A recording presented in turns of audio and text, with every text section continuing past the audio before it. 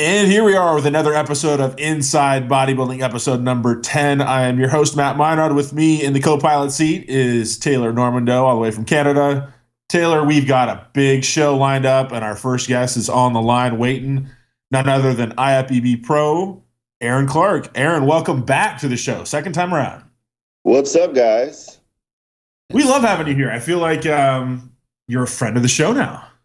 That's good to know. We don't hate you. Well, Taylor, do we hate him? No. We hate some people, but no, not you. Tyler and I are friends. We went to the Slipknot concert. This is true, together. man. Before we get into all the list of questions, what happened at that concert? Because I don't think the video ever told the story. You guys got all I know is you guys are partying on a party bus. You're going to the Slipknot concert. Yep. PJ's being PJ, and then the video basically shows PJ out in the parking lot screaming and getting kicked out. What actually happened? Well, Tyler, you want to go or you want me to go? I was standing right behind the two, so I can give my gist if you want, and then you can fill in the details. All right, go ahead and give yours, and then I'll give mine. All right. So basically, PJ, we were in the front, like there's a little mosh pit grouping right in front of us that was pretty small, but people were going to town in there. Then we had the front seats, and PJ, I guess, decided I'm going to rip my shirt off or just take it off because it's hot and, whatever. So him and I believe Aaron, but PJ got most of the attention for it. As soon as he takes the shirt off, some old security guard comes up and immediately says, you got to put your shirt back on. And PJ thought he was joking, I guess, like making a joke, like, you're making us look bad kind of thing. The guy's like, no, I'm serious. You got to put your shirt back on. It's the rules. And there's shirtless people kind of walking around everywhere, like fat, slob, metalhead, greasy, like beard, long-haired, shirtless guys mosh pitting and all that. So, long story short, PJ's like, well, what the fuck? All these other people are shirtless. Why are you singling me out? And then the guy kept getting in his face, and eventually the guy got pretty close, and PJ just sort of like shoved him by the chest pretty hard. And the guy was pretty decrepit, so he didn't like that. And then the guy got the security guards. We got sort of taken out to the side. There was a security/police or whatever. In the meantime, the old guy's like holding his throat like he was like punched in the neck and like fake coughing and stuff, which is pretty hilarious because he wasn't punched really in the neck. And then after, I guess it turns out PJ told him he said he was going to fucking kill him before he left, which I didn't hear during the altercation. It was out of hand. It was one of those situations in my eyes where like you said, we were staying right in front of the pit. Like PJ and I were leaning on the railing, right? So like. And I'm watching people smoke blunts. Like I can see the marijuana. Like there's lots of things that a security guard should be quote unquote concerned about going on. But it was this guy, like you said, this older gentleman. I'll say gentleman just to be nice. Yeah, that's fair. And he was wearing like his like I was a Marine hat, like, and he definitely had. He was an old timer for sure. Yeah, he definitely still wanted to prove that he was the toughest guy in the room, and so he saw PJ and he was like, "I'm gonna go show this motherfucker that I can boss him around," and that's what he tried to do, and he got shoved in the throat. Is it safe to say PJ is lucky that he didn't get arrested? I thought he was going. I mean, yes and no. I mean, the whole thing was so ridiculous, and nobody saw it really happen. You know what I mean? And it wasn't like the guy. Now, if PJ had actually hit him and the dude was like actually hurt, like PJ like knocked him out, like yeah, definitely. But the dude was creating this. It was. Tyler and I were laughing at his showmanship of his like, like coughing. Right in front of the cops, too. Yeah, and he told them that he had a tumor removed from his throat. And then that posed the question, why is it like a old man with a tumor throat playing a security guard in the mosh pit at a Slipknot concert? Here, at the end of the day, though, the question that I really had is why do you have people who are just about the line of the age that they might go to a nursing home working security at a Slipknot concert? Why? Like, why are they the people that you hire to do this? I don't. The only thing that I can think of is that because you guys go to concerts in South Florida and it's all old people anyway. Yeah, but come on, man. I mean, And then I wanted to go back in the bathroom, and this lady who could barely stand up is like, wouldn't let me back inside to pee. Oh yeah, that was brutal. I was like, what? You know, it's just silly. This makes you mad. It's the day in the life of an IFBB pro hanging out with the Blackstone Labs crew. That's what are you gonna do? What are you gonna do? And let's go and actually talk bodybuilding just for a split second here, because your 2015 season wasn't very good. Let's just be honest, right? No, it wasn't. It was not very good. I mean, most people, you placed pretty well at the Arnold, did second place at San Antonio. Most people would be like, oh, that's not bad. You got to go to the Olympia, but you're not most people. You're a guy that's actually got a shot to win the 212, or maybe even move up and do well. Talk about what happened this year. Like, first of all, I want to know, we see on Facebook and Instagram, you're talking about how hard it was for you to hit 212. What changes did your body go through where you just really had to suffer to get down there? I don't know. To be honest with you, I feel like it's just me kind of quote unquote growing up. Well, not up. I didn't get any taller, but getting older and just getting bigger. And if people are like, oh, you need to lower your dose or you need to chill out, like, definitely not the case. It's not. It has nothing to do with anything like that. It's just, hey, when you work out over time, you hope that you continue to improve. And I could definitely see, like, even if, like at the Olympia when I totally spilled over with my water, and was looking at my stage shots and disappointed. I mean, my legs were big, like they definitely grew, like my physique in and of itself has been growing and improving. But in terms of me nailing that peaked look at 212, it's very, very hard. I mean, just to give you an idea of the Olympia, it was very hard for me to make 212 for the show in San Antonio. I basically peed out close to 10 pounds of water and, was in there doing cardio, whatever, back and forth, and, got down to 212 barely and did that show. And then I was like, oh, well, the Olympia is going to be easy because I got another 3 weeks. I'll make it easy. And from then to there, I ate much less, like much less. My calories were cut lower, my carbs were lower. I started doing fasted cardio every morning, and my weight wouldn't go down at all. It wouldn't, and it actually went up. And it's very frustrating.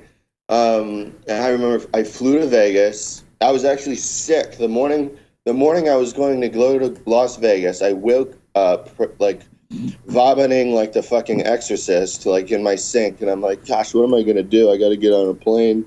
So I'm like, oh well, I guess this will help me make weight anyways, So I leave my apartment at like 4 a.m. Get on the plane, and I make it to Vegas we have to make weight on Wednesday, is what they do for us at 212. It was probably around 10:30 in the morning by the time I got to my hotel. So in my mind, I had plenty of time.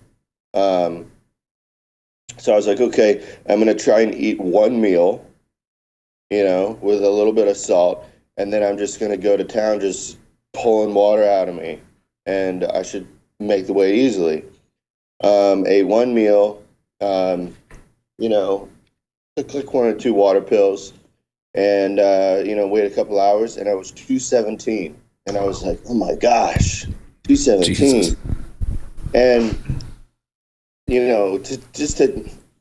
I had to borderline abuse diuretics and spend over 3 hours in a sauna just to get my weight to get to 212. And I don't even understand why, because, it was just fighting me so hard just to get there. And then, I remember walking down to the weigh-in, and CJ, the lady who makes the trunks, she grabbed my shoulder and she's like, "Man, your face is green. Are you okay?" And I was like, "Well, let me just make weight. I'll be all right." Then I stayed on the scale and it said 209. I'm furious because I've, nearly killed myself to get down a few more pounds because they probably had it light. I don't know. We'll say that I was 209. But yeah, so after that, I mean, I would say like a day after that, I looked crazy. And then it just all went downhill from there. Like, my body just fell apart. Because, I mean, I had to just destroy myself to try to make 212. Right. And, I tried to do it myself. And was that a good choice? I don't know. But, yeah, man, it just posed the question in my head. I don't know if I'm really ever going to be the best bodybuilder I could be at 212. Like, it's becoming harder and harder each time I compete. Not to jump too far ahead, I know this is a question we probably asked you last time, you get all the time about going to the open, but I'm more curious now that you had a situation like that, like before when you were, placing, you were a threat in that top call, and rightfully so, in the 212, obviously the choice to move up was a bit more of a gamble. Now that your placings fell a bit, do you see more like there's nothing to lose? So is that more tempting to jump up? Like, did that sort of open up that? Of course. It's more like, fuck it, why not? I agree, yeah. Because especially in the judging, I mean, I'll admit I was off, but they didn't really even give me a good look, like they didn't really even pull me out in the top people. And, I'm not complaining because, hey, I'm looking at the pictures myself, but it just kind of is a message to me, like, you may as well just bodybuild at this point. And, I mean, at this point right now, I'm pretty comfortable. I'm about 240 right now, Yeah. Like, and I haven't even really, I've barely been back in the gym for a week and a half. So it wouldn't be hard for me to put on a lot of weight. I mean a lot of weight. Well, you even said yourself you're barely eating, you're barely doing anything. So even just bringing things back up to where they should be, you'll probably just leaps and bounds, right? Oh yeah, definitely. People will know. Yeah. Yeah. Is bodybuilding even fun for you the past couple of years? Because constantly, I mean, again, like you said, I want to get back to bodybuilding, and for the longest time, it seems like you've been constantly on a diet, and you're not building anymore. You're just always in prep, or trying to hover around that number, so you can be within striking distance. It sounds to me like you're not going back to 212. I mean, it's hard to want to be honest, because like you're saying, it gets boring. I think a lot of people will excited more to see you grow into the other open division, though. I bet you that will, if anything, it might breathe some new life into it, right? Right, and that's what it's all about too. And that's another train of thought I'm having is like, I gave this a shot, and I fought my body as hard as I could. I'll tell you that. Well, it's not like it was a failure. You won some the New York Pro and placed in the top 5 of many big shows. So. But I think that if I were really going to if I really wanted to do well at 212, I would have to lose quite a lot of weight and then maybe try to like rebuild myself. Like, I don't really know how to describe that, whether like that Kevin Levrone type of style or something. I don't know. Yeah. I train all year, and I love to bodybuild. That's why I do this. That's why I started competing. So when you're training in your head, you're like, well, I better not grow any muscle. It kind of messes with your head, because it's like, it takes the passion away from it. Like, you don't really care about your post workout. Yeah. You don't really care about your. Well, you can't even, right? That's the thing. Yeah, really. Like, well, finish working out, I guess I'll just twiddle my thumbs and then go to bed. Yeah. Hopefully shrink a little bit overnight. Well, Aaron, I was wondering, because with you eating so much fewer calories, and let's just call it, we don't have to talk about how much gear you're using, but like, let's just say you cut it in half. Yeah. That had to affect your look too, right? Of course, man. Yeah. Yeah. Yeah. Well, yeah. everything affects your look. Like literally everything. Yeah, man. I mean, it's hard. It's hard to know what's best, and a lot of people are like, "Oh, stay in 212." But I mean, if I've learned anything from bodybuilding, man, you got to do it. You got to do it because you love it. You gotta love the process, or get the hell out. You know, because man, it's rough. And so, you know, I'm grateful to be with a company like Blackstone, who is not necessarily going to tell me what to do, or, you know, and like you had said also earlier, sorry, the phone ringing in the background. We'll just blame Matt. What? We'll blame Matt. They like to blame me for everything. Where's I got that this smoke fire alarm? alarm. Is that still going on? Yeah, the smoke alarm's fixed. I mean, they would probably care more about me doing a video series of, you know, me going to the open class than me, you know, placing a couple places higher in the 212. I mean, I think that would be better for everyone to entertainment. What's bodybuilding about in general these days, right? Yeah. You know, it's all about the build. Sharing the journey with your fans, and you know, motivating others, and obviously enjoying it yourself. So whatever that means is what you got to do. Have you had any input from Aaron, PJ over there, what they think, or any just sort of general guidance? A little bit. I mean, Aaron, after watching me go through the prep, he was like, "You'll be over 250 this off season, I guarantee it. Just wait." Because he was just watching like how little I was eating, you know, showing up, not eating any meal till like 1 p.m. and then having a little baby lunch after I did my cardio in the morning, and then going and training for 2-3 hours at night. You know, like, I don't know. Sometimes you got to wonder, like, how is my body sustaining this weight at all? I don't know. I don't understand how I didn't drop a lot more weight. It was very weird. Yeah. But I guess it's a good problem to have. Yeah, I would say so. But it's mature muscle. Yeah, I couldn't get rid of it.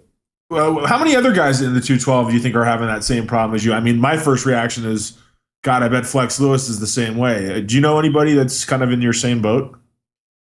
I mean, I think that Flex Lewis may have that problem, but I also think that, let's say I was teamed up with somebody and that we both knew it down to a science of how to exactly peak right at that number and be full and hard.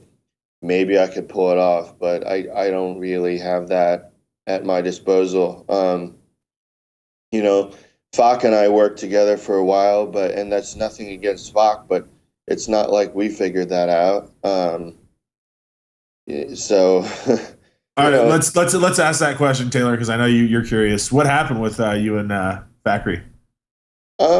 You know, I don't have a problem with Fakhri at all. Fakhri is actually a great guy to me. And if anybody asks me about Fakhri, I say, you know, I'll always remember Fakhri as somebody who helped me out when I needed help. And he reached out to me. Now, between him and PJ and Blackstone, what do I think about that? Sure. That was kind of my cue to be like, okay, I'm out. You know, like, just because it's, I don't know. I don't like to stir the water like that, and it's like a conflict of interest. And yeah, to me, that was just a sign to. So that's when it kind of ended officially. Yeah. Yeah. I don't know, man. Just the things I saw that were said, you know, tempers flaring, made me just say, yeah, I think it's best for me to move along. That's all. It's safe to say that beef was real then? It wasn't all just internet bullshit? You know, it's hard to say, man. All I know is that the egos around in, you know, this industry are very real, and sometimes it's hard to know what's real or what's not. You know, if I saw Fakhri walking down the street, I'd walk up and give him a hug, man. I mean, he's my boy. There's nothing like, I don't have any issue with Fakhri at all. You know, I love the guy. So I don't want anybody thinking that I have, you know, that like we split and that there's some, reason for that necessarily. It was more so just the way things went, and the certain timings of things. So it's not you're not a fan of SARMs. Is that basically what you're saying? You talking to me? Yeah. I'm not a fan of SARMs. Yeah, I tried all the Blackstone Labs SARMs. They worked pretty well. But rest in peace, we yanked them all off the market. So what is the latest with BSL? I mean, you've been sales manager you've been there for how long? About a year or so? Yeah, about a year. Well, And not quite a year. Maybe, we'll say since January, just to be safe. And you still don't own a Ferrari? Gosh, I know, right? Like, I'm starting to wonder if you're just a bodybuilder and not a sales guy, because I feel like that's. Well, what's the scoop with BSL? Give us some inside scoop. I know they were talking about moving into a bigger warehouse. Is that still on the agenda? It is. Yeah, I actually haven't visited the new warehouse, just because of all of my own drama and whatever over the past between the Olympia and now. All that's been a little foggy to me, but yeah, the new warehouse is there. Most of the people there have already seen it.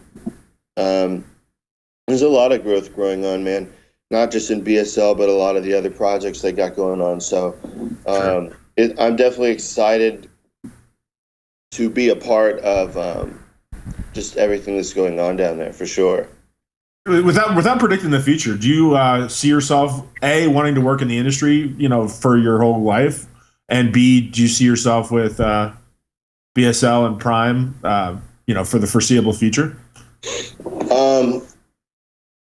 Do I want to work in this industry for my entire life? I mean, I think that it's when you've taken the steps that I have and made the choices that I have in my life, you're going to kind of have one foot in the industry probably in one way, shape, or another for most of your life.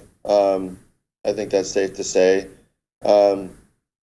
Just because you normally build upon the choices that you make, I mean, sure, you could toss it all out the window and go the opposite direction, but I don't think that would be wise, Right. No, yeah, you spend time building relationships. You might as well keep Exactly. You got to take advantage of it. And in terms of me wanting to be with Prime and Blackstone, I mean, yes, for many reasons, just because it's not just Blackstone Labs, there's a lot going on there, more than I can really even talk about. I mean, I don't know how much but, there's just a lot going on and a lot of new projects coming up all the time, a lot of new opportunities that are always arising. And so those are relationships that I definitely want to keep and to continue to build, just because that's what this is all about, man.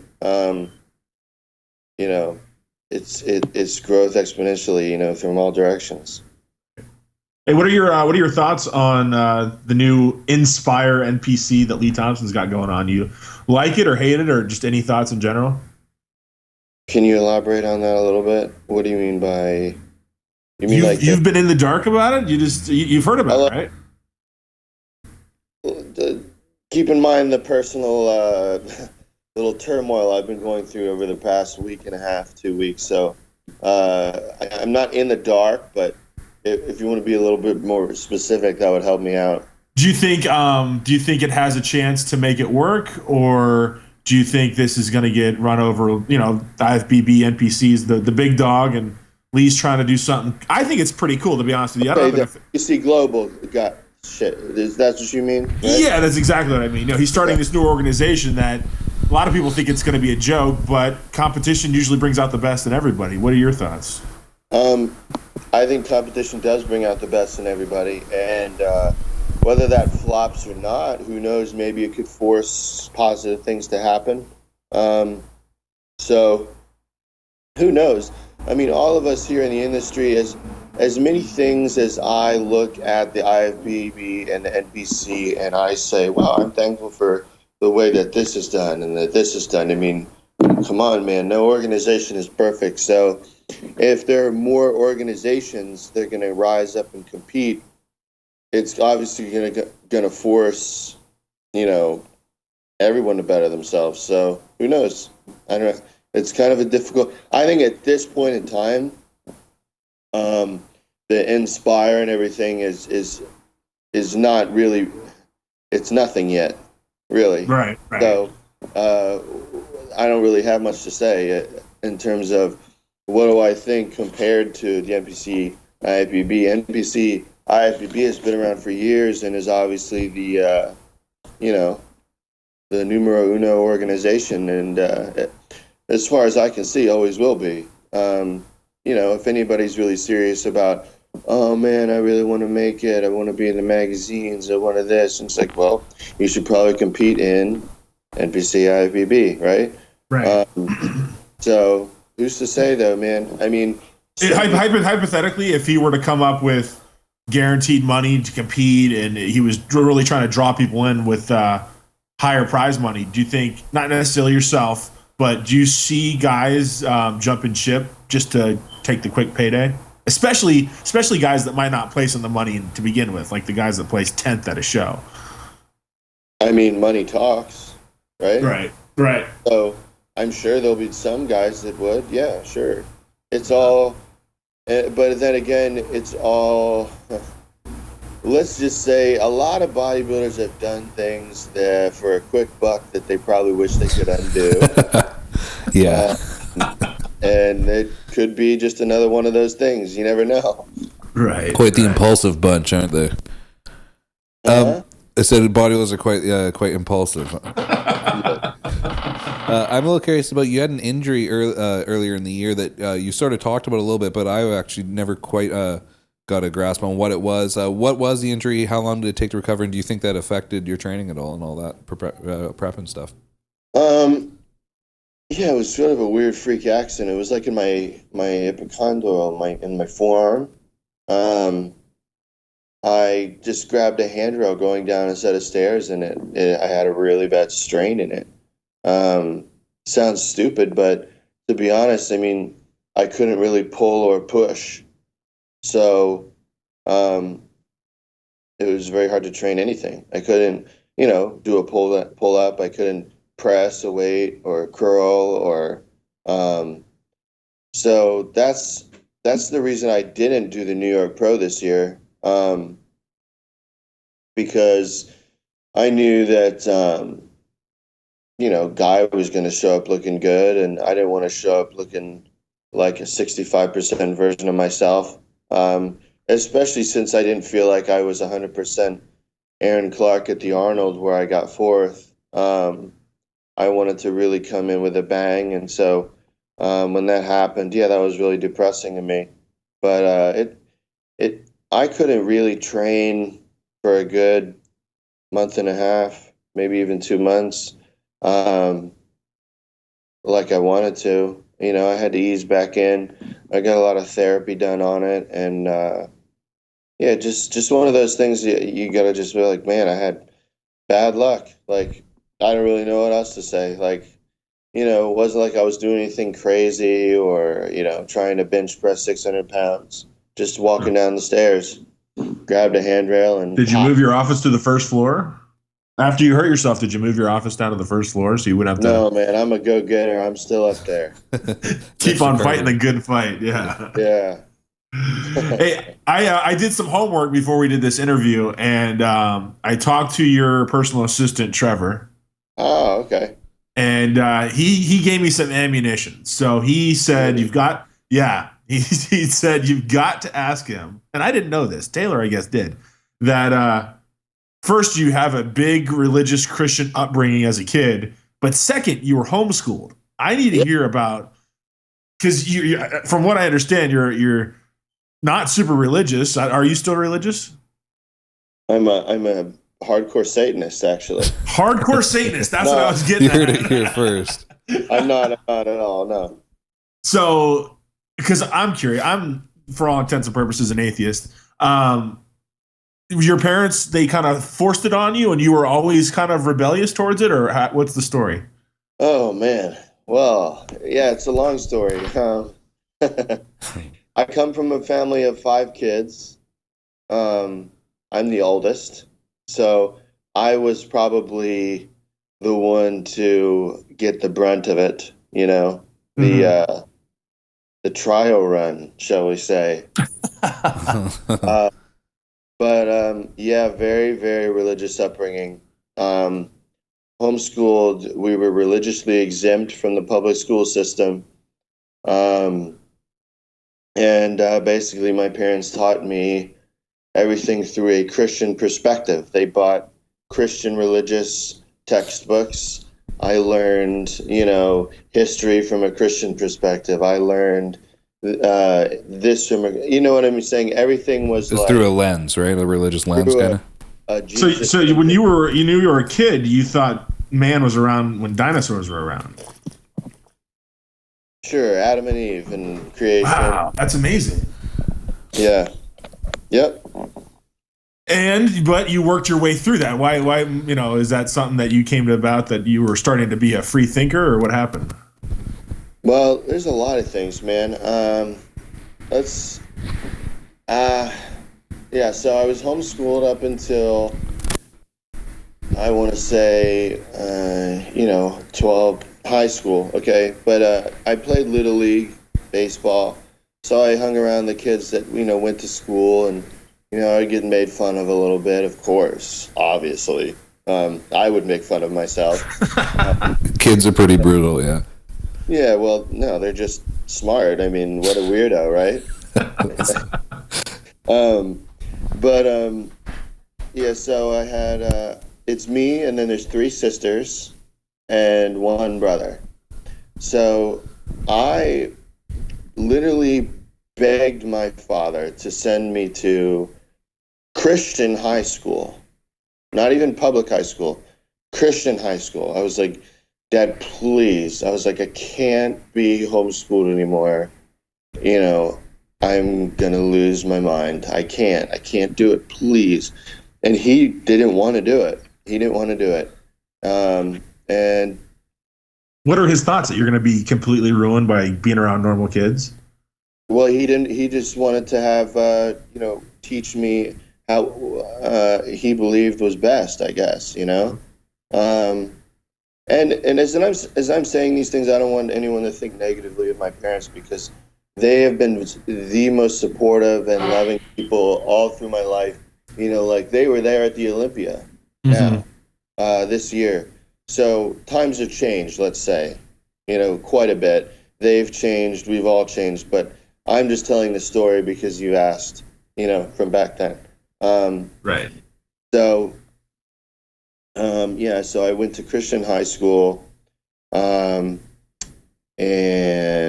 that's when I started lifting weights. I started lifting weights in Christian high school, and then they sent me to Christian college, and where'd you go to school? What's the name of it? Cedarville in Ohio, and that was a disaster. It was just. I was required to go to church 5 times a week. Wow. And a card that they knew whether or not I was in church. And if they caught me sleeping, they would come and find me and give me demerits. And what entails a demerit? What do you have to do? Like push-ups or march or? Well, you get a fine at the end of the month. Oh God. But, see, this gets funnier, because this is when I started to take bodybuilding more seriously, and I was pretty into it at this point. It was weird. It was my first year in that school. I posted pictures on this bodybuilding forum called Bodybuilding.com. That's I don't really hardcore. know why. That sounds really weird, but this photographer who's actually well known, Irvin Gelb. Do you know Irvin Gelb? No. No. Well, he shot Ronnie. He shot Jay. He's actually a well-known guy in the industry. He saw my pictures and he kind of he was like, "Wow, you have great potential." And we used to email back and forth a lot, and he would give me a lot of tips. Trying to be "Oh, well, maybe you should do this, do that." I couldn't eat because the cafeteria was all turkey, and then like, you know, like the food was the worst. Like if you're a bodybuilder and you sign up for this meal plan, like forget it. No way. So he was like, well, you can cook chicken breasts in the microwave, actually. And I was like, really? You know, so he gave me all these tips. But this is when I was getting into bodybuilding, and eventually, you know, with the demerits for sleeping, I was just like, fuck it. Because, of course, you know, I would be training 2 hours a day and trying to go to class. And so as soon as I would go in there and he'd be like, well, predestination of the Lord, and, you know, I would fall right asleep. And some other guy would be really excited to run over and write me up for a demerit. So I just stopped going and would pay the fine at the end of the month. That was the first year I went to the Arnold Classic. That was 2008. He invited me to come. I carried his camera bag around, and I was so excited. You know, I got to meet Ronnie and all those guys, which was totally new to me. Later that year, I did teen nationals for the first time. You did the whole prep while in the Christian college? No, well, the teenage nationals was in the summer, so I came home first. But I had no idea how the hell to prep myself. I was like prepping on like Detour protein bars, and you know they were good though. Oh, they're still around. Great, right? Yeah. But that's a very Cliff Notes version of that. But yes, I was homeschooled. Grew up very religious. How much money are we talking about on these demerits? Like, is it like $10 or like $200? It wasn't too bad. I mean, I probably at the end of the month, I probably ended up paying $60. That's worth it for a good nap time. Hey, man. I mean, and are your parents like pissed at you, calling up like stay awake? No, because I was like, guys, come on. Like they knew, like, because it was ridiculous. Let's be honest. I mean, and the funny thing was too is as I was trying to be a bodybuilder, it was in Cedarville, Ohio, and there is absolutely nothing in Cedarville, Ohio. And when I say nothing, I mean like there's like one Subway. That's it. There's your prep, your diet, and a church. There's a church, of course, and cornfields. And so, the only place that I could go was I would walk across the street, and there was a gas station, and the gas station sold chicken breasts and stuff. So I would walk to the gas station and buy chicken breasts, and then put them in a bowl and dump Frank's Red Hot sauce all over them and microwave them for like 15 minutes. God. And I absolutely ruined my roommate's microwave. But, you know, people would be like, oh, dude, are you making hot wings? And I'd be like, no, man, I'm making my chicken breasts, you know, like, but just ridiculous things. I don't know. So did you ever buy into the whole Christian faith thing, or was it always just to please your parents? For me personally, I think that because I just watched it to me, it was so much of a ball and chain to me all growing up. And it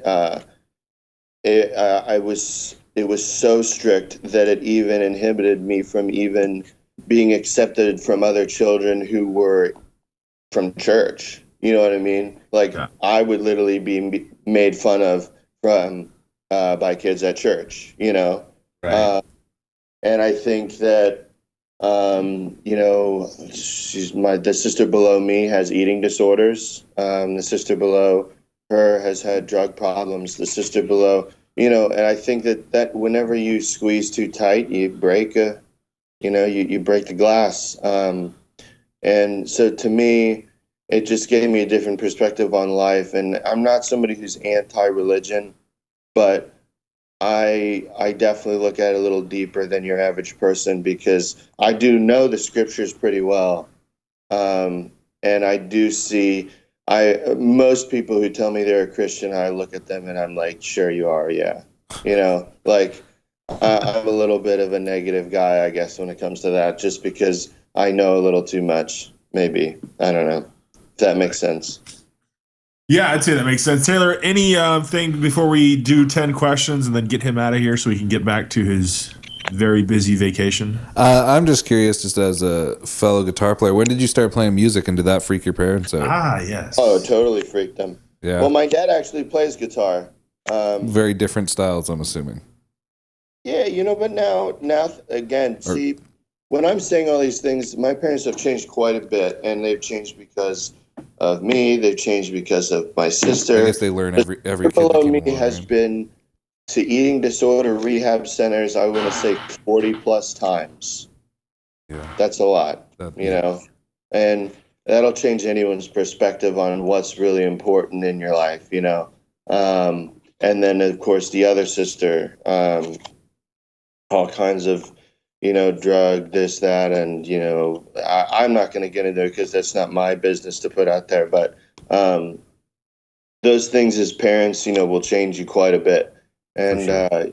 I have the utmost respect for my parents for, all the love that they've given us as kids. Even if, hey, nobody knows exactly how to raise a kid.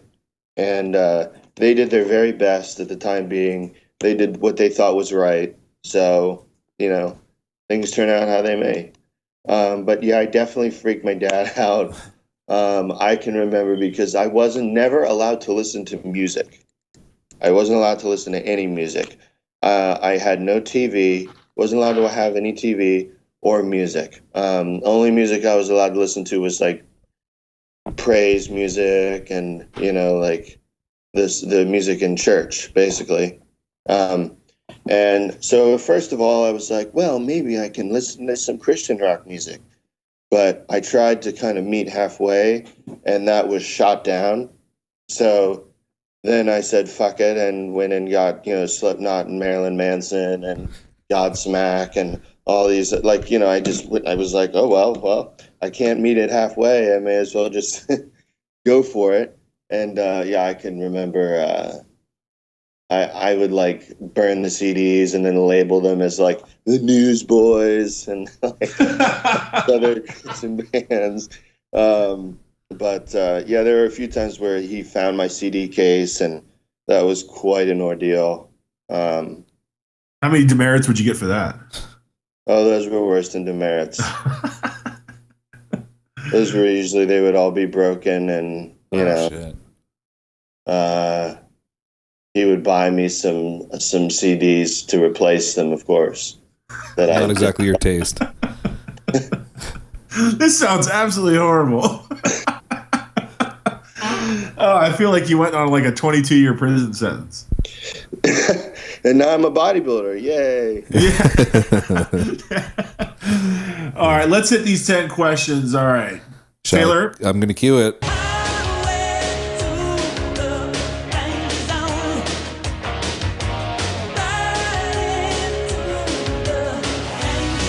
If you remember, these questions you can answer any way you like. All right. Question number 1. Who is the best looking Prime Nutrition Instagram girl? Ooh. The best looking Prime Instagram girl? Yeah. There's only like 150. When you say that question, Marissa just comes into my head off the top of my head. Like, but they're all hot. I don't know, like, you know what I'm saying? That's just the name that came to the top of my head off the bat. I'm gonna tell Frank. It's a good choice. Yeah, I like that choice. You can. That's fine. Whatever. What do you think of? What do you think about that new Brazilian girl with the giant ass? Oh man, Sue. Sue, yeah, huh? She's gorgeous. Yeah. You can put that. Gosh, I can't choose two. I think you just did. It's okay. Yeah, I think you just did too. Question number 2. What's better, Boca or DC? Gosh, what time of year are we talking about? Let's go spring and fall. None of the extremes. Oh man, Boca is beautiful and boring. It's so bad. Other than Aaron Singerman and PJ are pretty exciting. DC is a little wild, you know? Like, Yeah. so it depends on what you're looking to get into, I guess. Like if someone my age wants to find a good time, I would say go to DC. You know, Boca, there's not really much to do in Boca unless you're older and you have a lot of money, or you just want to go to the beach, or you want to just eat at a nice restaurant. Great place to raise a family, I could say that much. Very, very, very different places, though, for sure. All right, question number 3. Speaking of Aaron and PJ, have either of them ever yelled at you or had to sit you down in their office for a talk? And if so, what did you do wrong? Ooh. I'm thinking about this. In terms of yelling at me, Sternly reprimanding. Sternly reprimanding. I can remember being maybe reprimanded, but I'd never really hide things from anybody. Like, normally if there's a problem, like, I will ask before it gets to a point where I get yelled at about it, if that makes sense. I'm not going to try to sweep any dirt under the rug. So, like, if something's going on, I'm going to try to find and be like, God, what should I do? Because I know that later on, I see the other people get yelled at and the door gets locked and who knows that. Do you remember what you did? Probably something stupid with sales. I think. Oh, you know what? I do remember one thing that they didn't yell at me too bad because it was just a big miscommunication. But like, I was supposed to wait to start writing someone's accounts who was being let go, and someone said, "Okay, yeah, go ahead and do it now. I already finished mine," but what he meant was I already wrote all mine. I hadn't sent them. And so I started sending them all to all these accounts. And they were like, wait, you did what? I was like, well, yeah, of course. You know, but what was I supposed to do? I don't know. Miscommunication. It's the way it usually goes. Question number 4. Are you still aging at an extremely fast rate or have things slowed down? Say that again? Are you still aging at an extremely fast rate, or have things slowed down? I don't know. You gotta ask the forums that. That's the experts. Well, I haven't seen on the forums or the boards that, you know, usually about every 6 months there'll be a picture of you and like Jesus Christ, look at Aaron Clark. Yeah, I know. It's bad. So has your skin cleared up? Has it cleared up? My skin is much better than it was when I was younger. I mean, when I was teen, I feel like God just kind of like threw zits at my face and laughed at me. Like, it was just terrible. I mean, I don't know why. It was like and the thing now is people ask me, they're like, wow, man, like, you know, I try to take this and take that and man, my skin breaks out. How do you keep your skin clear? And I'm like, well, the secret is you got to literally sit in the belly of hell for about 8 years, and then you pay your dues, and then that zits will leave you alone. You know, like I don't really know what else to say. Like, that's classic. Because man, I had horrible acne. Maybe that's why you look 60. Horrible acne, like such bad acne that you know my friends would invite you out, and you'd look in the mirror and a tear will trickle down your face and you'll be like, no, I'm going to stay home, you know? All right. Question number 5. If you had to pick a Blackstone Labs or Prime Nutrition employee or owner of either or to train you for a show, who would it be and why? PJ. All right. Deal. PJ's the only person I can think of that is a trainer. But you got Meadows. Zimmerman definitely gives me some tips, though. He does. Does he know his stuff, or does he just act like he knows his stuff? Well, he does know his stuff, but let's be real. In this industry, does it really matter if they know their stuff or if they're confident? I mean, Confident, yeah. I feel like most of the coaches don't have degrees or anything. They just have way too much confidence, and that's why they get hired. Would you ever consider working with Meadows, your other compadre there? Oh yeah, my bad. I didn't even. Gosh, see, I didn't even think about Meadows. Yeah, I would. That would actually be very interesting too. That'd be a cool video series. That's what I was thinking. A little video series, since it's all under the same roof, so to speak. That would be really interesting. I would be definitely interested to spend some time, picking his brain and seeing what he would have to say. Yeah, for sure. That's one thing. I have his phone number if you want me to hook that up. Oh, wow. I speak with him here and there online. I was talking to him right before we did the Texas, but I haven't. As soon as I turned pro, I linked up with Fox. So, excuse me. In terms of like picking a lot of other type of gurus or coaches' brains and stuff, I haven't really been able to do very much of that. So,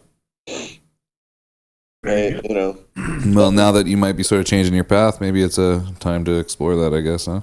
It's time to explore. Yes. Speaking of exploring, question number 6. Have you ever boned a black chick? No, I haven't. Can't say I have. Huh. Taylor was surprised about that. Really? They do like me.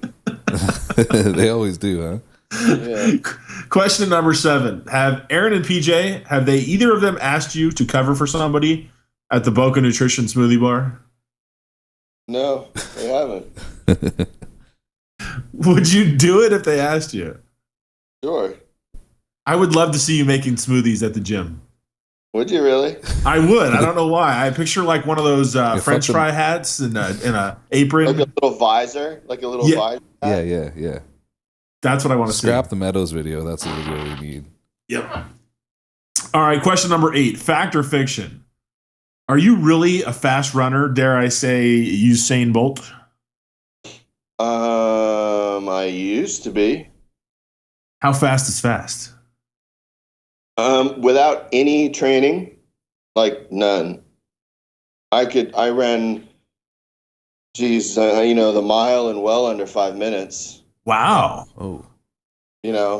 I was very fast, very, very fast. I mean, I can remember being 12, 13, and the only kid that could outrun me was this little tiny Venezuelan kid, which it doesn't really count. And another fun fact is I don't know if I actually, and this is in high school, I actually beat my entire graduating class in the limbo. That's what they do at Christian schools now. Now I got it. Yeah. Wow. So Definitely something I can't do anymore. But maybe I could try to bring it back, work it into a routine. Yeah, posing routine. Yeah. Sounds horrible. That sounds really horrible, actually. Question number 9. Lasix versus Diazide. Oh, Diazide, please.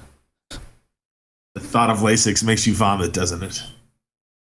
Not vomit. Cramp. Other things. Next question. All right, question number 10. And finally, which brand of supplement sells better, Blackstone Labs or Prime Nutrition? I would have to say, I got hired to sell Blackstone, so I sell Blackstone. I think Blackstone sells better. I think we're also changing a few things on how we're approaching sales with both companies. I've heard some rumors about Prime and stuff, so then again, you got to look at what they're loading the Blackstone Labs, what the ammunition is over there. I mean, they were selling what, pro hormones, SARMs, all the good stuff, you know? So, I didn't know you guys didn't cross sell. That's kind of interesting. Well, I actually just maybe am getting the green light to possibly do that. That's good. Yeah, for a while I was not, which is kind of frustrating when people are like, hey, and also, can I buy that? And I'm like looking at a jar of Intra MD 50 feet away from my face, and I'm like, oh, no, I can't. Sorry, you know, but I know how it goes. It's two separate companies, you know, so you have to kind of organize it that way. Yeah, it's one of those weird things where everybody like on the outside is like, oh, it's the same thing, but No, it's really not the same thing. It's like you never saw Kai Green at an MHP commercial, you know? you got it. All right. Yeah. Hey, Taylor, any final words before we let him go? No, man, I'm just excited to see what this year takes on. If it's a little different path, it'll be cool to watch. And thanks for How soon are you going to make something up in your mind as far as decision goes? Because eventually you got to start bulking if you're going to do it, right?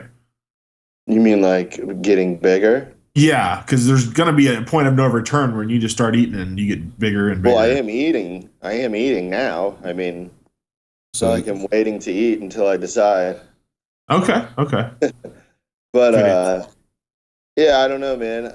I actually haven't even weighed myself because I'm like, I don't really know if I want to know yet. But I know I've gained quite a bit of weight. But the plan is to make a formal announcement, or are you just going to pop up in one open show? Oh, I wouldn't pop up. I think the whole thing. I think people would be excited to kind of watch it happen. Watch it unfold, right? Agreed. Totally get freakazoided. But see, then the thing is, there's like no turning back after that, for sure. No. Right. If I can't make the 212 weight now, if I make an effort to not ever make it, then goodbye, you know? Yeah. Yeah, pretty much. All right, man. Well, we'll let you out of here. We appreciate you coming on the show. We'll be right back after these commercial breaks.